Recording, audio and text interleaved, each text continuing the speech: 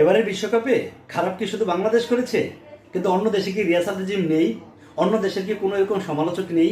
কেউ কি দেখেছেন যে এরকম ভাবে আলোচনা করতে? ক্রিকেট ক্রিকেট ক্রিকেটারই খেলবে, তাদেরকে উৎসাহ প্রদান করা উচিত।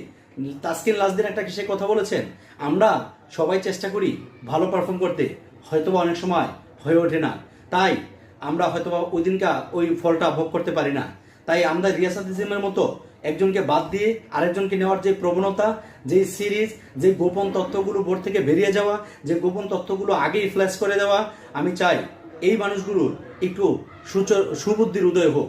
তারা যেন বাংলাদেশ ক্রিকেটটার ক্ষতিটা না করে। বাংলাদেশ ক্রিকেটে যার অবসর নেওয়ার দরকার সে অবসর নিয়ে যাক, যাদের নতুন করে ঢালাও করার দরকার সেই নির্ধারকরা সেটা নির্ধারণ করুক, কাদেরকে রাখলে দলের মঙ্গল হবে। কিন্তু আমাদের এই ধারাবাহিক সিরিজ করে একজনকে ডিমোটিভেট করা উচিত না। শান্ত তো কিছু ভালো ম্যাচ